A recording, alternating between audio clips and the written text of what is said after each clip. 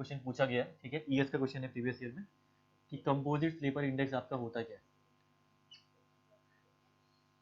Composite sleeper index, okay, CSI नाम से इसको हम लोग जानते हैं, कंपोजिट स्लीपर इंडेक्स, ठीक है। बेसिकली देखिए सिंपल सा कुछ नहीं है, कंपोजिट स्लीपर इंडेक्स आपका क्या होता है कि जब आप वुडन स्लीपर प्रोवाइड करते हो तो वुडन स्लीपर्स की एडिक्वेट स्टेबिलिटी और स्ट्रेंथ होनी चाहिए, ठीक है। तो वुडन स्लीपर जो आपने यूज किया है वो एडिक्वेट या उसकी स्ट्रेंथ आपकी सुटेबल है या नहीं है, कौन डिसाइड करेगा? It is the composite sleeper index, simple, ठीक है। तो ये सिंपल सा है, कुछ भी नहीं है इसमें, पॉइंट लिखिए इसमें फटाफट जल्दी, कुछ नहीं है इसमें ज्यादा, ठीक है। काम चल रहा है कुछ,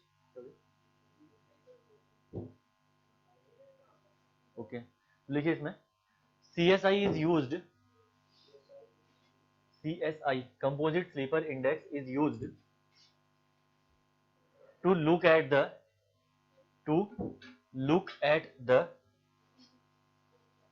strength characteristic, to look at the strength characteristics and suitability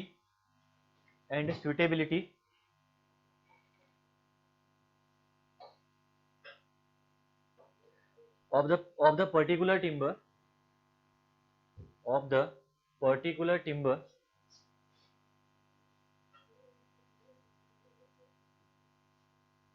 used in wooden sleepers, use particular sleeper के लिए यूज्ड इन वुडन स्लीपर। तो वुडन स्लीपर में जो आप स्लीपर्स में जो आप वुड का यूज करोगे उस वुड की स्ट्रेंथ पर्टिकुलरली आपकी है या नहीं है, कौन डिसाइड करेगा? CSI, कंपोजिट स्लीपर इंडेक्स आपका डिसाइड करता है। तो जब भी आप वुडन स्लीपर प्रोवाइड करोगे तो कंपोजिट स्लीपर इंडेक्स वहां पे एक इंपॉर्टेंट पैरामीटर हो जाता है, ठीक है। तो देखिए CSI का एक फॉर्मूला है जिसकी हेल्प से आप इसको कैलकुलेट करते हो। इस फॉर्मूले के बेस पे जो क्वेश्चन फिलहाल नहीं पूछा है, मे बी आने वाले टाइम पे क्या पता पूछ ले, ठीक है। ये हो जाएगा 20, ठीक है। CSI is equal to S plus 10H upon 20, ठीक है, S plus 10H upon 20, where S equal to general strength of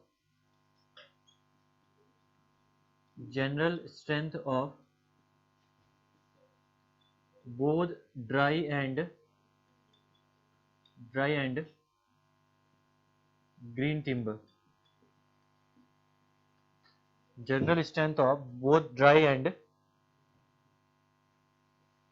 green timber. और ड्राई जो टिम्बर होता है उसकी स्ट्रेंथ कितने मॉइस्चर कंटेंट में निकालते हैं? 12% पे पढ़ोगे आप लोग, ठीक है, पढ़ोगे आप लोग उस टाइम में, ठीक है। तो general strength of both dry and green timber is S, और H यहाँ पे होता है, it is the general hardness, yes, general hardness of both dry and green timber, general hardness of both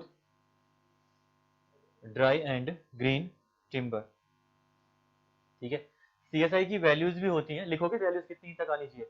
अगर याद वैसे आया नहीं एग्जाम में, ट्रैक मॉडल से एक काम करो, ट्रैक वाले जो स्लीपर होते हैं ना उनके लिए लिख लो, बाकी और जगह तो पूछा है भी नहीं। तो ट्रैक स्लीपर्स के लिए 783 इसकी वैल्यू होनी चाहिए। ट्रैक स्लीपर्स, जो ट्रैक्स में आप लोग स्लीपर्स यूज करते हो उसके लिए वैल्यू होनी चाहिए 783, ठीक है।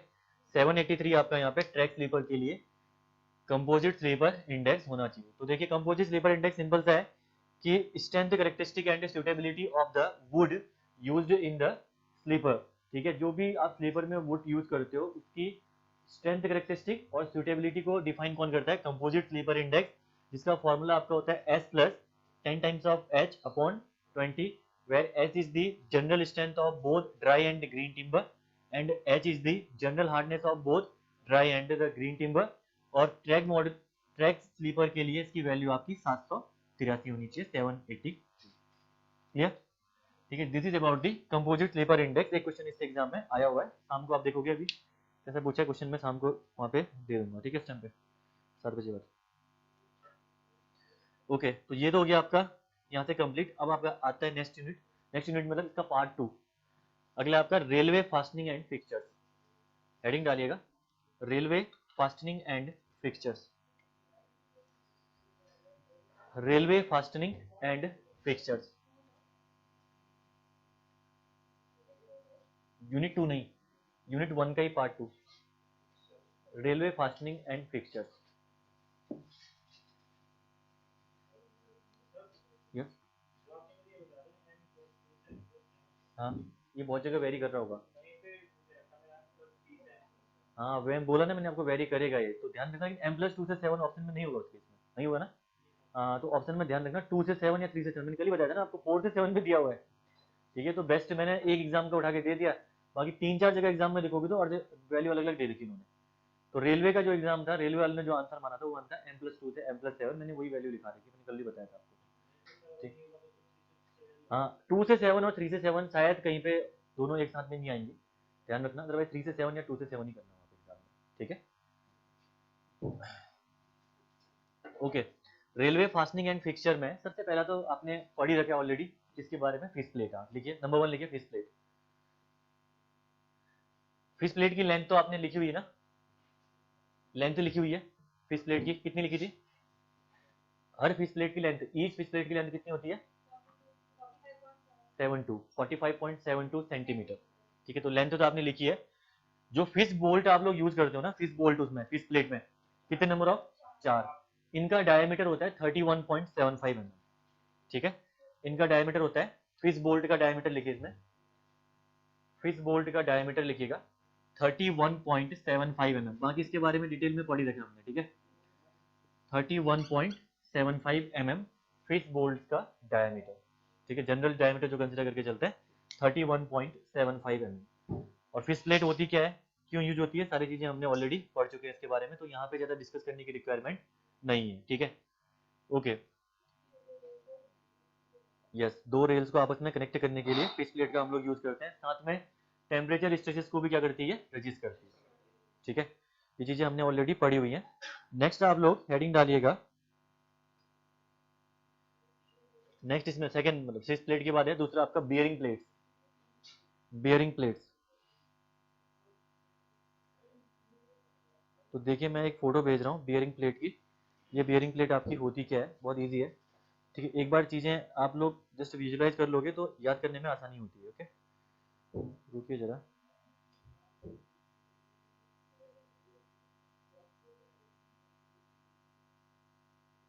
खुद ही खो जाती, फोटो मिलती नहीं।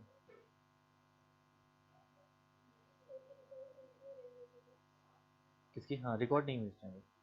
अच्छा कल की रिकॉर्ड हो रही थी, हाँ अपलोड हो गई आई थिंक, जितना मुझे याद है अपलोड हो गई अपलोड कल। हाँ एक सेकंड रुकिएगा, ठीक है।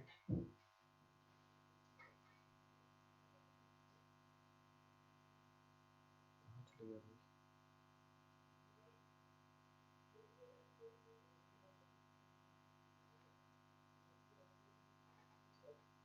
ओके, ठीक है, देखिए स्पाइक्स का भी भेज देता हूँ साथ ही, बाद में तो बार बार ऊपर जाना पड़ता है। यस गेट, देखो जरा फोटो, पहले वाली पिक जो आ रही है वो देखना। ठीक है, इसमें देखना यहाँ पे मैंने यूज कर रखा है बियरिंग प्लेट्स। ठीक है, ग्रुप में यूकेपीएससी ए वाले ग्रुप में नहीं है, नहीं आई सॉरी मैंने दोबारा, हाँ किसी और को भेज दिया, चलो आगे हुई। ग्रुप में एक पिक भेजिए ऑनलाइन स्टूडेंट, देखिए जरा यूकेपीएससी ए में। देखो जो बियरिंग प्लेट है ना, यहाँ पे मैंने प्रोवाइड कर रखी है, फिश प्लेट और बियरिंग प्लेट दोनों प्रोवाइड कर रखी है। होपफुली फिश प्लेट को तो आप यहाँ पे पहचान रहे होंगे, है ना, हाँ जिसमें 4 बोल्ट लगे हुए हैं और 2 रेल्स को कनेक्ट कर रहा है। ठीक है, लेकिन रेल को स्लीपर के साथ कनेक्ट करने के लिए एक एक्स्ट्रा प्लेट, कौन सा, खासकर वुडन स्लीपर। ठीक है, वुडन स्लीपर्स को रेल के साथ कनेक्ट करने के लिए एक एक्स्ट्रा प्लेट का यूज किया गया है, that is called as the bearing plate. ठीक है, हाँ जो नीचे यूज करी गई है प्लेट ये। ठीक है, ये देखिए 2 प्लेट्स यूज करी है, एक तो यहाँ पे तिरछी प्लेट यूज करी है, ठीक है, 2 रेल को कनेक्ट कर रही, और एक रेल को स्लीपर के साथ कनेक्ट कर रही, उसमें भी आपके 4-5-6 वोल्ट है, कितने हैं, 5-6 वोल्ट है, देखिए जरा, हाँ 6 वोल्ट है इसमें। This is called as the bearing plate. ठीक है, इसको हम लोग बोलते हैं बियरिंग प्लेट। तो बियरिंग प्लेट का मेन काम होता है जो रेल्स हैं उन रेल्स को कनेक्ट करना वुडन स्लीपर्स के साथ, ठीक है। अब हाँ, अब डायरेक्टली हम लोग क्यों नहीं कर रहे, डायरेक्टली हम लोग रेल को फ्लैट फुटेड तो हम लोग डायरेक्टली भी कनेक्ट कर सकते हैं ना, मैंने बताया था उस दिन आपको। लेकिन अगर आप वुडन स्लीपर यूज कर रहे हो यहाँ पे, तो वुडन स्लीपर यूज करते टाइम पे क्यों यहाँ पे बियरिंग प्लेट्स की रिक्वायरमेंट पड़ रही, सॉरी बियरिंग, हाँ बियरिंग प्लेट्स की रिक्वायरमेंट पड़ रही है, ठीक है। इसका रीजन क्या होता है, देखिए दो रीजन होते हैं। एक तो जो लोड आ रहा, उस लोड को यूडीएल के फॉर्म में डिस्ट्रीब्यूट करना, यूनिफॉर्मली डिस्ट्रीब्यूट करने का काम करती है यूडीएल। क्या, यस, रेल को स्लीपर के साथ जो कनेक्ट कर रही है that is called as the bearing plate. तो नीचे प्लेट लगी हुई है, देखिए नीचे स्लीपर के साथ कौन से कनेक्टेड है, पीछे भी है, दो दो पीछे देखो उससे, ठीक है। देखो इसका दो काम होता है, एक तो होता है लोड को यूनिफॉर्मली डिस्ट्रीब्यूट करना, क्योंकि आपको पता है कि रेल में जो लोड आता है that is in the form of point load, उस पॉइंट लोड को यूडीएल के फॉर्म में प्रॉपर वे में डिस्ट्रीब्यूट करना स्लीपर में। अगर स्लीपर में पॉइंट लोड जाएगा तो वुडन स्लीपर तो फेल हो सकता है खासकर, ठीक है। पहला काम हो गया ये। दूसरा काम हो गया एजिंग को रोकना स्लीपर की, ठीक है। स्लीपर्स की एजिंग को रोकना, यानी इसका मतलब यह है कि 1/20 की एजिंग तो आपने खुद प्रोवाइड करी थी ना, 1/20 की एजिंग जब आपने रेल्स को टिल्ट किया तो उस टाइम पे स्लीपर को भी टिल्ट किया था, उसको हमने बोला एजिंग ऑफ स्लीपर। तो 1/20 की आपने एजिंग खुद प्रोवाइड करी है, इससे ज्यादा एजिंग ना हो जाए उसको टेक केयर करने का काम करेगी आपकी ये कौन, बियरिंग प्लेट, ठीक है। तो जो आपके एंड है वो एंड कुछ ऐसे बेंड ना हो जाए ज्यादा, ठीक है, ऐसे कुछ ज्यादा बेंड ना हो जाए, स्ट्रेट पोजीशन में ही रहे, जितने हमने प्रोवाइड कर रखे उसी पोजीशन में रहे, बस 1/20। ये इंश्योर करने का काम करती है आपकी कौन, it is the bearing plate, ठीक है ना, समझ गए। तो दो इसके काम है, और ध्यान रखना वुडन स्लीपर्स को कनेक्ट करने के काम आती है। जरा लिखिए इसके बारे में पॉइंट, लिखिए इसमें बियरिंग, लिखिए bearing plates are used, bearing plates are used, bearing plates are used to fix flat footed rails, to fix flat footed rail on wooden sleepers, flat footed rails on wooden sleepers, ठीक है। अगला point लिखिएगा,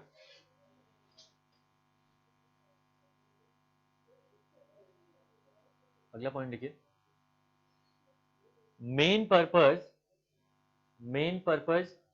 of bearing plate, main purpose of bearing plate is to distribute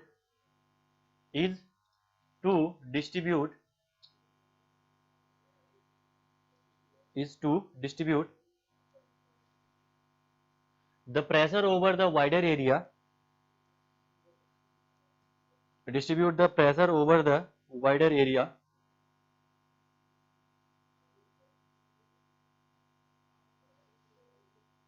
and to eliminate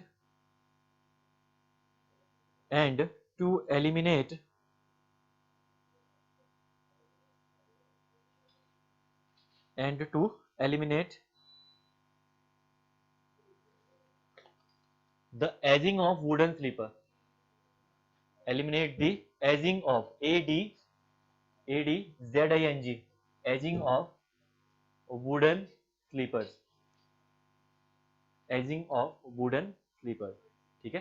तो जो ageing हमने provide कर रखी है उससे ज्यादा अमाउंट में आपका स्लीपर टिल्ट ना करे, ये इंश्योर करने का काम करती है आपकी bearing plate, okay.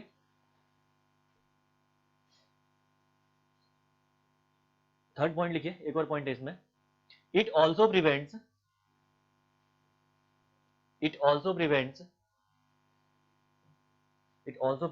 Widening of gauges, it also prevents widening of gauges on curves, ठीक है। तो कर्व्स में जो सेंट्रीफ्यूगल फोर्स लगेगा वो सेंट्रीफ्यूगल फोर्स क्या करेगा, गेज को बढ़ाने की कोशिश करेगा, ठीक है, आउटर डायरेक्शन में मूव करने की कोशिश करेगा, किसको, आउटर रेल को, और इसको प्रिवेंट करने का काम करती है आपकी ये बियरिंग प्लेट, ठीक है। होपफुली तीनों पॉइंट क्लियर होंगे। आपका दूसरा हो गया ये बियरिंग प्लेट, पहला हो गया फिक्स प्लेट। इसके बाद थर्ड लिखिए स्पाइक्स, SPIKES, स्पाइक्स। नेक्स्ट लिखिएगा स्पाइक्स, ठीक है। तो देखिए स्पाइक्स मैंने आपको भेजे हुए हैं, देख लीजिए सेकंड सेकंड जो फिगर है आपका, उस फिगर में मैंने स्पाइक्स देखे हैं, भेजे हैं, जस्ट देख लिए। इन स्पाइक्स का काम है क्या, आप समझ ही रहे होंगे, स्क्रू है ये, ठीक है, जो आप कनेक्ट करने का काम, जो कनेक्ट करने का काम करेंगे किसको, बियरिंग प्लेट के थ्रू, या जो भी आप लोग यूज करोगे, जो मेंबर्स को आपस में कनेक्ट करना है, तो इन स्पाइक्स के थ्रू आप लोग कनेक्ट करते हो, सिंपल है, भेज रखा है, ठीक है। जो जो टाइप्स होंगे यहाँ पे वो भी लिखे हुए हैं उसमें। तो यहाँ पे जस्ट लिखिए, एक पॉइंट लिखिए, commonly used spikes are commonly used spikes are dog spikes, commonly used spikes are dog spikes, comma round spikes, dog spikes, comma round spikes, and screw spikes, SCREW screw spikes, ठीक है। ये आपके common है, अगर देख भी पा रहे होंगे तो डॉग स्पाइक्स में क्या है, थ्रेडिंग नहीं है, ठीक है, थ्रेडिंग नहीं है, हेड थोड़ा रेक्टेंगुलर जैसा है यहाँ पे डॉग स्पाइक्स में, ठीक है। अगर राउंड स्पाइक्स की मैं बात करूंगा तो राउंड स्पाइक्स में आपका हेड क्या होगा, राउंडेड होगा, हाँ बिल्कुल सर्कुलर आपका हेड होगा, साथ में इसमें भी आपकी थ्रेडिंग नहीं होगी, किसमें, राउंड स्पाइक्स में, जो कि यहाँ पे है नहीं, ठीक है अभी फिलहाल। थर्ड अगर मैं बात करूँ यहाँ पे स्क्रू स्पाइक्स की, तो स्क्रू स्पाइक्स अगर आप देख पा रहे होंगे तो यहाँ पे प्रॉपर थ्रेडिंग है, ठीक है, हेड आपके डिफरेंट डिफरेंट है यहाँ पे, तो आप देख पा रहे होंगे इनको, ठीक है। तो बेसिकली अगर रेल को स्लीपर के साथ आपको कनेक्ट करना है तो इन्हीं स्पाइक्स का हम लोग यूज करते हैं, इनके ही थ्रू हम लोग क्या करते हैं, रेल को स्लीपर के साथ कनेक्ट करते हैं, क्लियर। तो ये तो हो गए आपके जो रेलवे फास्टनिंग एंड फिक्चर्स में कुछ कंपोनेंट, ठीक है। अगली हेडिंग डालेगा, एक क्वेश्चन पूछा है यहाँ पे, देखिए क्वेश्चन क्या आ रखा है आपका, bearing plates are use to fix आ रहा है, ठीक है, क्वेश्चन इसमें एग्जाम में पूछा गया था, bearing plates are used to fix, इसका आंसर ऑब्वियसली बात है flat footed rails to the wooden rail, ठीक है, ये एग्जाम में पूछ रखा है क्वेश्चन, मैंने जस्ट जो एग्जाम में क्वेश्चन आ रखे हैं मैंने उनको भी लिखा हुआ है, ताकि आपको आइडिया लगे कि कैसे कैसे क्वेश्चन एग्जाम में पूछता है, ठीक है। तो bearing plates are use to fix लिखा हुआ था, तो आप बोल सकते हो उनको flat footed rails to the wooden sleeper, okay. Next उसके बाद हेडिंग डालिएगा, लॉन्ग वेल्डेड रेल, अगला long welded rail, long welded rail, ना ना अलग हेडिंग है, तीन कंपोनेंट जो आपने पढ़े वो अलग है, आप अलग अलग हेडिंग है, लॉन्ग वेल्डेड रेल, हाँ long welded rail, LWR short नाम इसका एग्जाम में पूछता है कभी कभी, ये आपका है लॉन्ग वेल्डेड रेल, LWR, ठीक है, LWR आपका लॉन्ग वेल्डेड रेल। तो देखिए सिंपल सी बात है, दो रेल्स को आपको अगर ट्रैक का फॉर्मेशन करना है तो दो रेल्स को तो आपको कनेक्ट करना ही पड़ेगा, ठीक है, किसी न किसी मीन से कनेक्ट करना पड़ेगा, उनमें से ही एक मीन है आपका वेल्डिंग, कौन सा मीन है, वेल्डिंग, ठीक है। विदाउट वेल्डिंग भी हम लोग कनेक्ट करते हैं by the help of the fix plate, लेकिन कहीं कहीं पे अगर फिक्स प्लेट को हमें नहीं प्रोवाइड करना, एक्सपेंसिव या कई क्राइटेरिया और होते हैं, अगर कोई प्रॉब्लम आ रही तो हम लोग क्या यूज करते हैं उस केस में, वेल्डिंग, उस केस में हम लोग क्या यूज करते हैं, वेल्डिंग, ठीक है, उसको हम लोग बोलते हैं लॉन्ग वेल्डेड रेल, ठीक है। अब देखिए अगर आपने लॉन्ग वेल्डेड रेल यूज किया गया है, कर रखा है, अगर आपने वेल्डिंग यूज कर रखी है दो रेल को कनेक्ट करने के लिए, तो इसका मतलब क्या है, इसका मतलब एक्सपेंशन जॉइंट आपने प्रोवाइड नहीं करा होगा, ठीक है, यानी जहां तक एक पर्टिकुलर डिस्टेंस तक आप क्या करोगे, वेल्ड करोगे रेल को, this is rail number 1, this is rail number 2, और ये है रेल नंबर 3, इन तीन रेल को आपने पर्टिकुलर डिस्टेंस तक क्या करा, वेल्ड किया, ठीक है। इसके बाद आप क्या करोगे, फिर उसके बाद आप लोग यहाँ पे एक्सपेंशन जॉइंट दोगे, देन उसके बाद अगेन वेल्डिंग करोगे, ठीक है, पर्टिकुलर डिस्टेंस तक, देन एक्सपेंशन जॉइंट दोगे, ठीक है, ऐसे हम लोग काम करते हैं किसमें, लॉन्ग वेल्डेड रेल्स में। लेकिन अब प्रॉब्लम क्या आएगी, आप देखिए जरा, जो ये सेक्शन है, ये वाले सेक्शन या ये वाले सेक्शन, यहाँ पे कोई भी एक्सपेंशन जॉइंट आपने प्रोवाइड करा नहीं है, टेम्परेचर राइज होगा या टेम्परेचर फॉल होगा तो ये वाले सेक्शन अगर अगर स्ट्रेच होना चाहेंगे या कॉन्ट्रैक्ट होना चाहेंगे तो ऑब्वियसली बात है रेजिस्टेंस होगा, रेजिस्टेंस जनरेट होगा, क्योंकि नहीं हमारे पास फ्रीली अवेलेबल स्पेस है ही नहीं। तो इस वजह से लॉन्ग वेल्डेड रेल्स में कुछ फोर्स भी इंड्यूस होता है ड्यू टू द टेम्परेचर, वो हमें निकालना है, बहुत ही ईजी है, कुछ नहीं है उसमें, ठीक है, लेकिन एक फोर्स इंड्यूस होता है इसी वजह से लॉन्ग वेल्डेड रेल्स में, ठीक है। लिखिए इसके बारे में दो पॉइंट, उसके बाद हम लोग इसमें निकालते हैं फोर्स आपका कितना निकल के आएगा। लिखिए LWR में, a number of rails are connected, a number of rails are connected a number of rails are connected with the help of welding, with the help of welding, with the help of welding are called welded rails, are called welded rails. इसी में दूसरा point लिखिएगा, second point लिखिए, in this type of rails, in this type of rails expansion joints are avoided,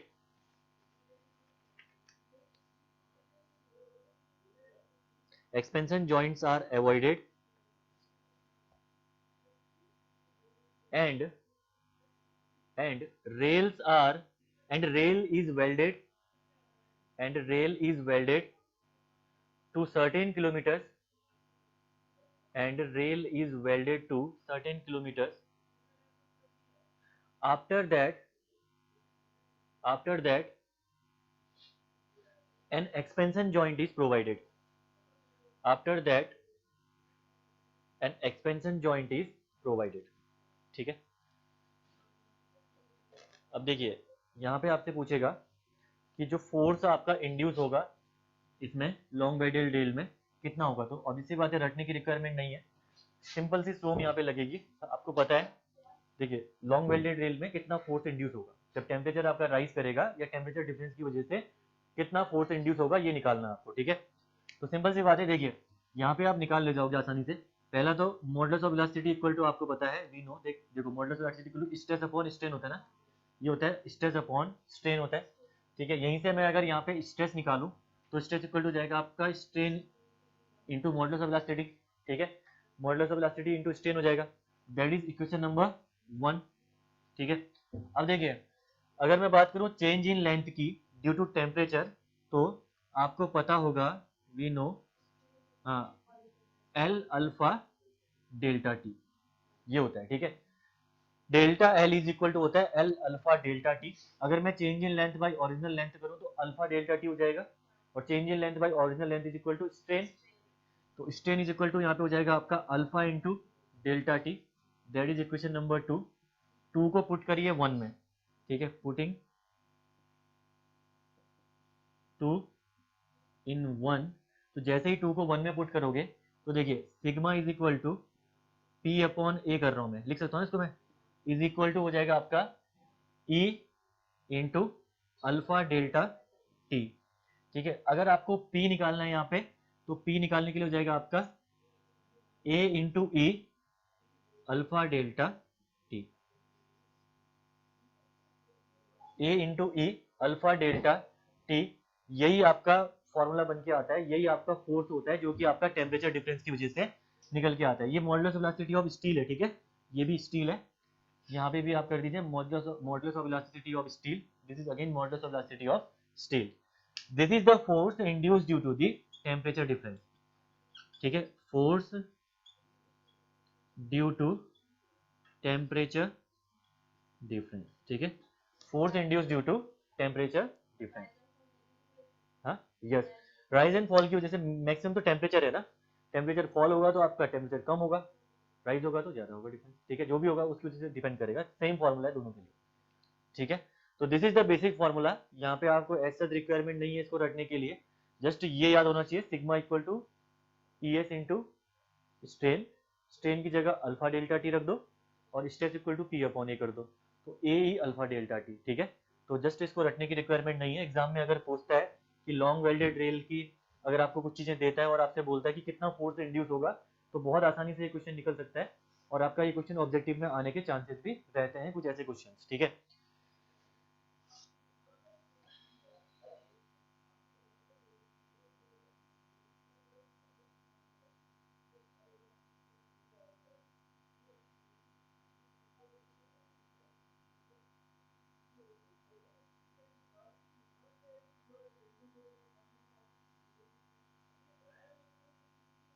okay, total force आपके पास पता है, अगर आपको एक स्लीपर के लिए एक स्लीपर कितना फोर्स रेजिस्ट कर सकता है वो दे रखा है, तो नंबर ऑफ स्लीपर्स भी आप निकाल सकते हो यहाँ पे, कितने नंबर ऑफ स्लीपर्स की रिक्वायरमेंट पड़ेगी यहाँ पे आप निकाल सकते हो टेम्परेचर डिफरेंस की वजह से, ठीक है। तो अगर यहाँ पे देखो force registered by one sleeper अगर आपको पता है, ठीक है, फोर्स रजिस्टर्ड बाय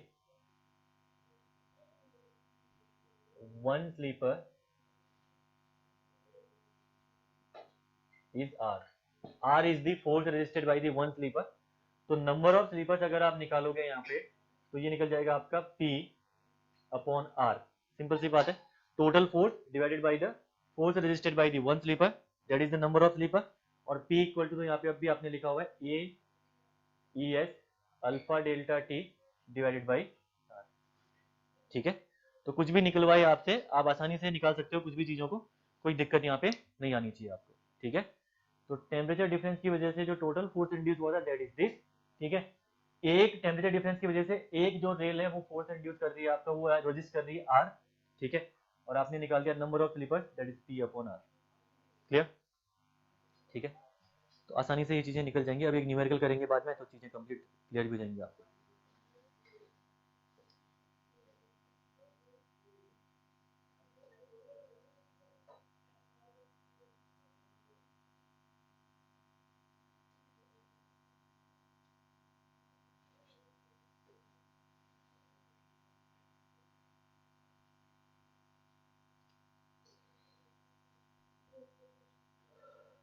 ठीक है ना, ओके। उसके बाद आएगा, इसके बाद हेडिंग आपका लेंथ ऑफ ब्रीदिंग सेक्शन आएगा हेडिंग के बाद, ठीक है। लास्ट टॉपिक है लेंथ ऑफ ब्रीदिंग सेक्शन।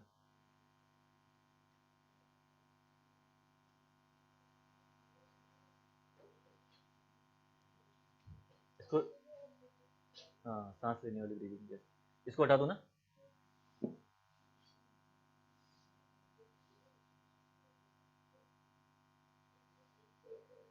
हो गया ना सबका, ठीक है।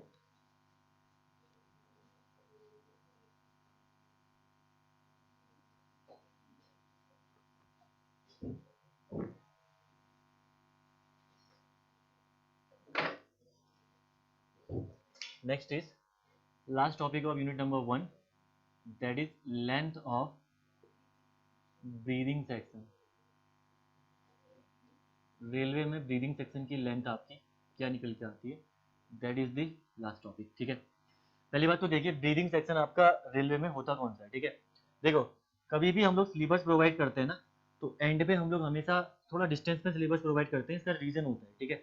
देखो स्लीपर्स जब आप प्रोवाइड करते हो तो इंटरमीडिएट जो पॉइंट होते हैं वहाँ पे, या जहाँ ट्रैक मतलब जहाँ से रेल आपका दौड़ना स्टार्ट हुई, ठीक है, दौड़ना स्टार्ट हुई वो तो एंड पॉइंट हो गया, लेकिन थोड़ा सा आगे जाने के बाद स्पीड पकड़ेगी वो मेन, ठीक है।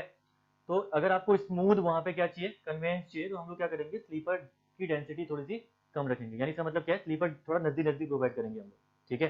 तो स्लीपर ज्यादा हम लोग कहाँ पे प्रोवाइड करते हैं, अगर आपको स्मूथ मूवमेंट चाहिए तो सिंपल से ध्यान रखना, वहाँ पे हम लोग प्रोवाइड करेंगे स्लीपर्स की स्पेसिंग कम। ये मैंने प्रोवाइड कर दी स्लीपर्स की स्पेसिंग, यहाँ पे मुझे चाहिए स्पीड स्मूथ मूवमेंट, ठीक है। हाँ, स्पीड ज़्यादा चाहिए आपको, और ज़्यादा आपको यहाँ पे स्टेबिलिटी चाहिए। तो ये हो गया आपका रेल, ट्रेन यहाँ पे मूव कर रही है आगे, ठीक है, ये कर रही है ट्रेन यहाँ से मूव, ठीक है। अब हुआ क्या, जैसे जैसे डेस्टिनेशन में पहुंची, यानी जैसे जैसे अपने एंड पॉइंट पे पहुंचेगी, तो यहाँ पे ऑब्वियसली बात है, यहाँ पे स्मूथनेस की इतनी रिक्वायरमेंट पड़ती नहीं है। तो हम लोग क्या करते हैं, कॉस्ट को कम करने के लिए थोड़ा सा स्लीपर्स को हम लोग डिस्टेंस में प्रोवाइड करते हैं, ठीक है। जितना हम लोग यहाँ प्रोवाइड कर रहे थे उससे थोड़ा सा ज़्यादा डिस्टेंस में प्रोवाइड करेंगे अब स्लीपर्स को, ठीक है। ये हमने प्रोवाइड कर दिए एंड पॉइंट पे स्लीपर्स, ठीक है। एंड पॉइंट पे हमने स्लीपर्स की डिस्टेंस थोड़ी सी ज़्यादा रख दी। हाँ, यहाँ पे स्पीड कम है, ऑब्वियसली बात है, स्पीड कम है तो आपको ज़्यादा स्टेबिलिटी या आपको ज़्यादा स्मूथनेस की रिक्वायरमेंट पड़ती नहीं है एंड पॉइंट पे, ठीक है। एंड या स्टार्टिंग पॉइंट पे भी आप बोल सकते हो, ठीक है। तो हाँ बिल्कुल, स्टार्टिंग एंड एंड पॉइंट की अगर मैं बात करूँ, जिस सेक्शन में कट कर रहा हूँ, ठीक है। तो इस केस में होता क्या है, जब टेम्परेचर राइज करेगा तो टेम्परेचर राइज करने की वजह से क्या होगा, जो ये एंड पॉइंट है, इस एंड पॉइंट की जो रेल्स है ना, इन रेल्स में थोड़ा सा लॉन्गिट्यूडनल मूवमेंट देखने को मिलता है, क्योंकि यहाँ पे आपने स्लीपर्स क्या कर रखे हैं, दूर दूर प्लेस कर रखे हैं, ठीक है। तो जब आपने स्लीपर्स को दूर दूर प्लेस किया हुआ है, तो टेम्परेचर जैसे ही इंक्रीज होगा, तो टेम्परेचर इंक्रीज होने के साथ साथ यहाँ पे एक्सपेंशन देखने को मिलेगा, expansion in the longitudinal direction, इस डायरेक्शन में एक्सपेंशन देखने को मिलेगा इन द रेल जितनी सेक्शन पे ये एक्सपेंशन आपको देखने को मिलेगा that is called as the length of breathing section. ठीक है, तो इस वाले केस की अगर मैं बात करूं तो इस केस में जो लेंथ ऑफ ब्रीदिंग सेक्शन है वो इतनी है, क्योंकि यहाँ पे देखिए स्लीपर की स्पेसिंग ज्यादा रखी है मैंने as compare to this point. ठीक है, इस वाले रीजन के कंपैरिजन में मैंने स्लीपर की स्पेसिंग ज्यादा रखी हुई है। तो इस केस में आने वाले टाइम पे अगर टेम्परेचर राइज होता है तो उस केस में यहाँ पे रेल्स में थोड़ा सा लॉन्गिट्यूडनल मूवमेंट आपको देखने को मिल सकता है, that is called as the length of breathing section.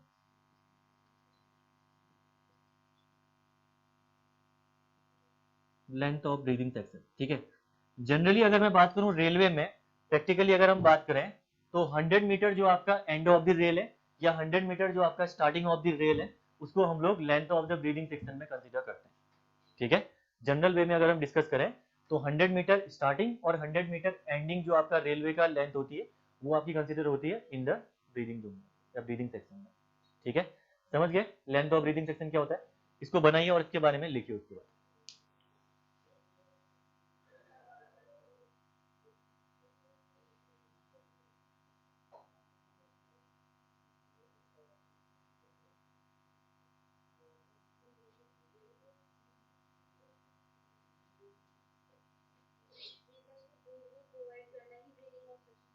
Yes, अगर नहीं स्लीपर्स को दूर दूर प्रोवाइड करने की वजह से जो एक्सपेंशन आएगा उसको लेंथ ऑफ ब्रीदिंग सेक्शन, जितने एरिया में जितने लेंथ में आएगा उसको हम लोग बोलेंगे ब्रीदिंग सेक्शन। हाँ,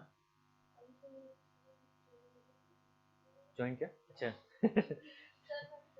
हाँ हाँ हाँ, ठीक है नहीं नहीं लिखा हूँ।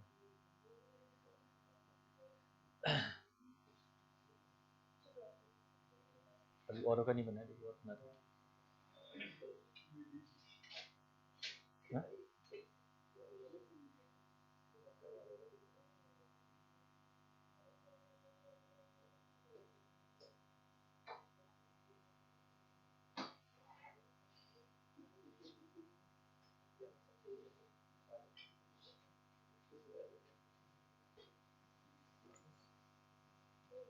हो गया ना?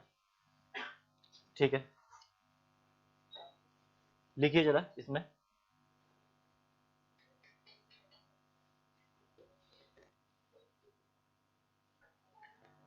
इसमें लिखिएगा generally at the end of, generally at the end of, generally at the end of long welded rails, generally at the end of long welded rails,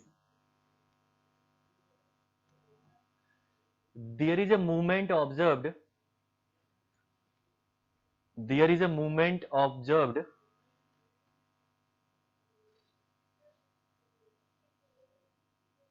in the rail,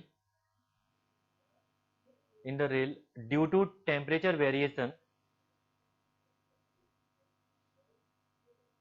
temperature variation, अगली line से लिखिएगा temperature variation, this movement is observed, movement, movement, this movement is observed because, because this movement is observed because sufficient of sleepers, sufficient of sleepers, movement, movement, moment नहीं movement, चलना, @123 moment नहीं ये आपका movement. ठीक है, movement ये लिख दिया लो। ठीक है, मूवमेंट नहीं मूवमेंट है। ठीक है, कहाँ तक लिखा है मैंने आपको? रुको, छूट रखा होगा किसी का, देखो मैं लिखा रहा हूँ यहाँ पे से। ठीक है, this movement is observed because sufficient of sleepers are not provided, sufficient of sleepers are not provided at the end, at the end and and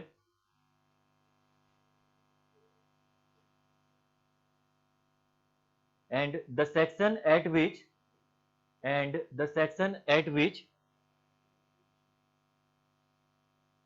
the movement is observed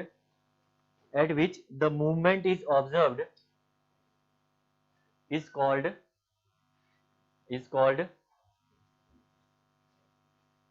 length of breathing section. Is called length of breathing section.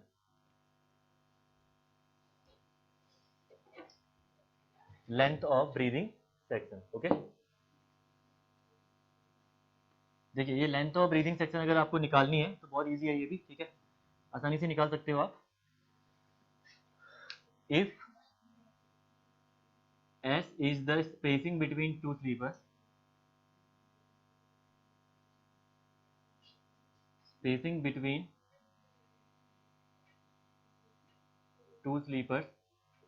अगर मैं बात करूं S की, तो if S is the spacing between two sleeper, अगर आपको length of breathing section निकालनी तो रफली देखिए. फॉर एग्जांपल ये कोई में और ज्यादा हो सकती है, ठीक है, फिलहाल मैं इतना ही ले रहा हूँ. स्पेसिंग आपकी है सेंटर टू सेंटर ले रहा हूँ, ठीक है, S है. अगेन सेंटर टू सेंटर मैंने स्पेसिंग ले ली, S ले ली यहाँ पे स्पेसिंग, ठीक है. अगर आपको यहाँ पे निकालना है लेंथ ऑफ ब्रीदिंग सेक्शन यहाँ पे, तो लेंथ ऑफ ब्रीदिंग सेक्शन आपका कैसे निकलेगा यहाँ पे, देखिए लेंथ ऑफ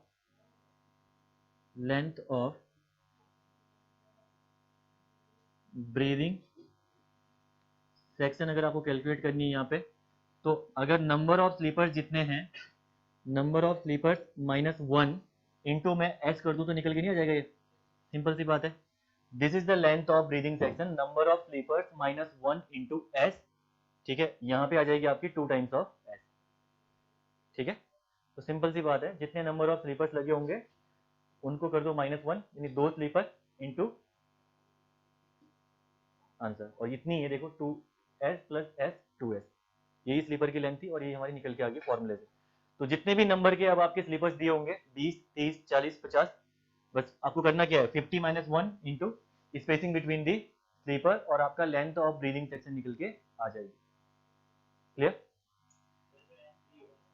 इस केस में n3 होगा, ठीक है. अब यहाँ पे देखिए इस वाले केस में n = 3 इंटू S कितनी ऐसी है, ये हो जाएगा आपका 2 टाइम्स ऑफ S, और इतनी तो लेंथ है, देखिए S प्लस S 2S, ठीक है. फॉर्मूले में जस्ट मैंने कन्वर्ट कर दिया इसको, n - 1 इंटू S करके फॉर्मूले में कन्वर्ट कर दिया, तो लेंथ ऑफ ब्रीदिंग सेक्शन आपका सिंपली निकल के आ जाएगा n - 1 into spacing between the sleeper, ठीक है.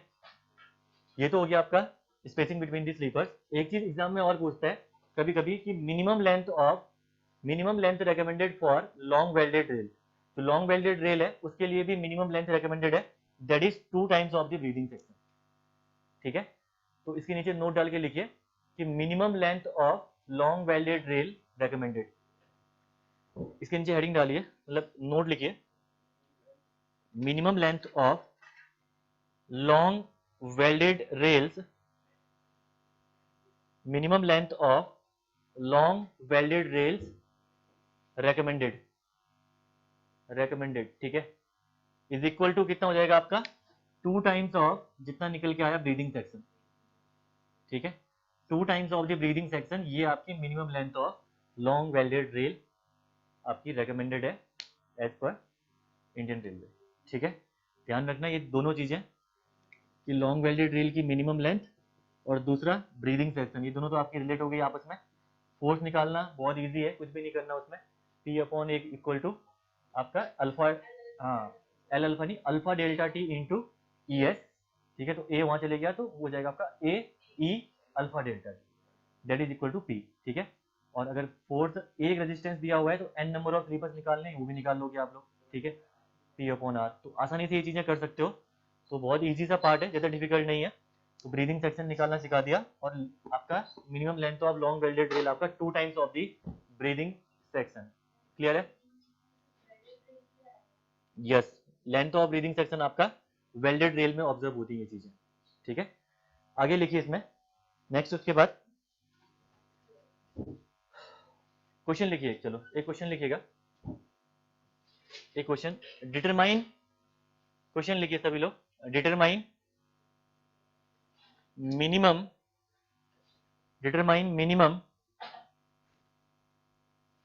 Theoretical length theoretical length, determine minimum theoretical length of LWR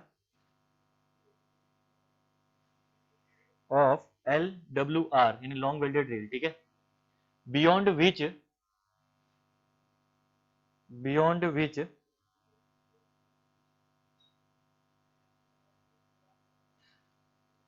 the central portion of a long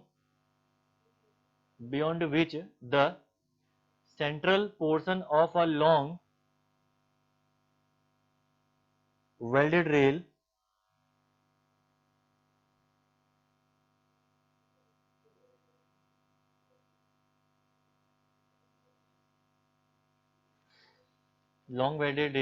bracket में लिखना 52 kg would not be subjected to 52 kg लिखना, bracket close, लिखना would not be subjected to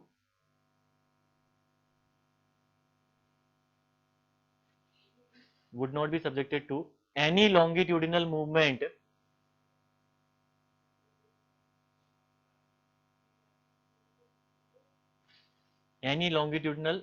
movement due to 30 degree Celsius temperature increase.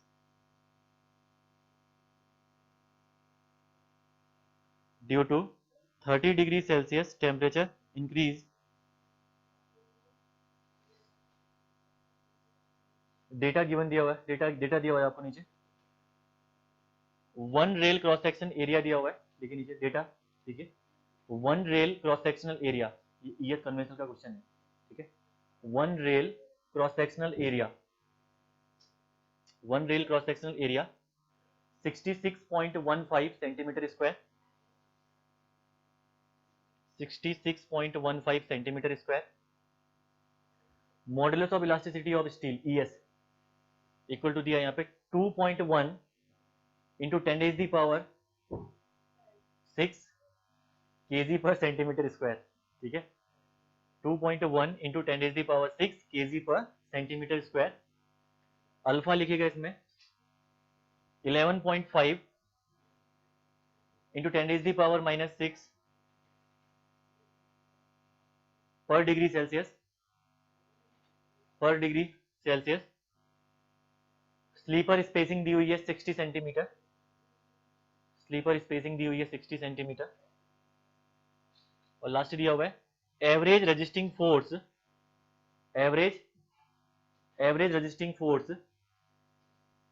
पर sleeper, P नहीं है भाई वो, average resisting force पर स्लीपर आ रहे हो, ठीक है, एवरेज रजिस्टिंग फोर्स पर स्लीपर इक्वल टू 300 kg, तो डेटा इतना दिया हुआ है, सबका यूज तो शायद ही होगा, जरा देखो किस किस का यूज, डेटा का यूज करना है, आंसर निकालना है हमें, पूछा क्या है, थ्योरेटिकल लेंथ ऑफ LWR पूछा, तो मिनिमम थ्योरेटिकल लेंथ आपका होती है 2 into n minus 1 into s, ठीक है, ये निकालनी थी आपको, यहाँ पे n भी नहीं दिया हुआ है, n निकालना है, s आपको दी हुई है स्लीपर स्पेसिंग, n निकालना है, n निकालने के लिए फॉर्मूला है आपके पास F/R है ना, नंबर ऑफ स्लीपर्स निकालने के लिए फॉर्मूला है जो सही, हाँ P/R या F/R, ठीक है, तो P निकालो, R दिया हुआ है, बस आंसर निकल गया, तो ये 10 मार्क्स का क्वेश्चन था, कन्वेंशनल में आया हुआ था, ESC का, मैंने उठा लिया इसको, ना काम आ जाएगा।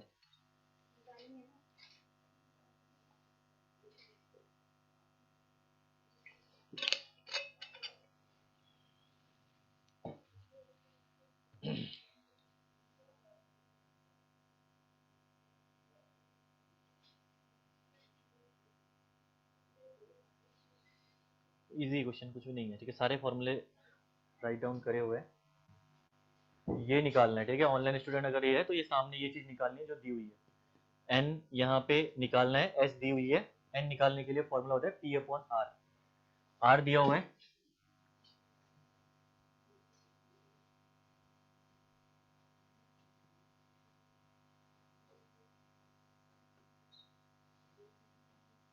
तो लास्ट क्वेश्चन और यूनिट नंबर 1 अभी आपकी कंप्लीट हो गई है, ठीक है,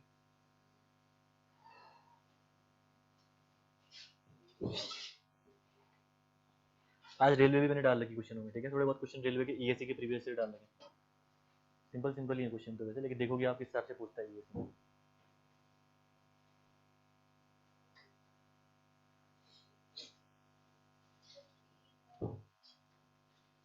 पी आपका नहीं फाइनल निकल, हाँ 47, हाँ हाँ उसके बाद निकालो, सही चल रहे।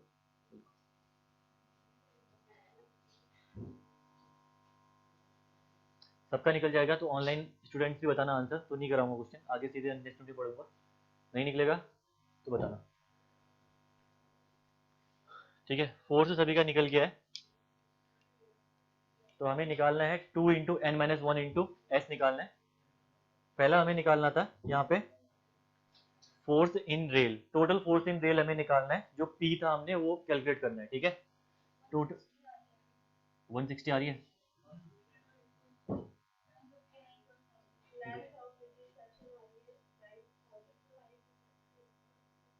आपने क्या निकाला, ये तो 160 तो आपने वो निकाला होगा ना, एन आपका फाइनल आ गया ना, आपका कितना आया, ज्यादा आ रहा, ज्यादा ज्यादा ज्यादा 160 तक तो ठीक है। फोर्स इन रेल निकालना है आपको, ठीक है, टोटल फोर्स इन रेल निकालना है, टोटल फोर्स इन, यस देखो एक बार जो भी होगा गलती हो रही होगी, ये जाएगा आपका A E S alpha delta T, formula कराया था अभी, ए कितना 66.190 metre is the absolutely correct answer. Yes centimetre में करोगे तो सेंटीमीटर में 19080 हो जाएगा, है ना। एरिया यहाँ पे 66.15, मुझे डेटा बताना है फटाफट। एरिया कितना था 66.15, ईएस कितना है 2.1 इंटू 10 रेज़ दी पावर 6 ना, 190.8 मीटर, हाँ ठीक है। 66.15 into 2.1 10 raise the power 6 online, ठीक है। अल्फा ऑनलाइन किसी का आंसर नहीं आया, अल्फा कितना है, alpha 10 raise the power -6 into T 30, 30 दिया हुआ है टी, एक वैल्यू ये आएगी यहाँ से पी की, जो कि आई होगी कुछ भी, ठीक है। इसके बाद आपको निकालना था यहाँ पे पी, निकालने के बाद यहाँ पे निकालना नंबर ऑफ स्लीपर्स, एन निकालने के लिए आप करोगे पी अपॉन आर, आर यहाँ पे दिया हुआ है, एक कितना रजिस्ट कर सकती है 300 केजी ना, 300 केजी दी हुई है आर की वैल्यू। ऑनलाइन वालों सभी लोग आंसर निकालना, क्योंकि ऑफलाइन ने निकाल दिया यहाँ पे, ठीक है। N equal to P upon R, जितना भी पी आएगा अपॉन आर हो जाएगा। इसके बाद आपको निकालना है एल डब्ल्यू आर के लिए मिनिमम लेंथ, ठीक है, मिनिमम लेंथ तो आप L W R minimum long welded rail की लेंथ निकालनी है आपको, ठीक है। तो ये हो जाएगी आपकी 2 into n minus one into s, that is 2 into number of sleepers 160 है ना, -1 इंटू स्पेसिंग दी हुई है 60, स्लीपर्स के बीच में स्पेसिंग दी हुई है, तो यह आ जाएगा 19080 सेंटीमीटर या 190.8 मीटर इज दी आंसर, ठीक है। सबका आंसर यहाँ पे आ गया है, यस हाँ बिल्कुल सही आ रहा है आपका, सही आपका 19050, ठीक है। मतलब थोड़ा सा कहीं पे आपकी मिस्टेक हो रखी है, अच्छा उन्होंने 159.75 रख के कर रखा काम, हाँ 159.75 एग्जैक्ट आंसर निकाला, 160 नहीं किया। लेकिन एक चीज है ना, ध्यान रखो कि कभी भी, हाँ कभी भी स्लीपर्स पॉइंट पे नहीं लिखोगे ना आप लोग, हमेशा अगर 159.75 आया तो 160 स्लीपर्स, ठीक है, ऐसा नहीं कर सकते ना हम लोग कि 159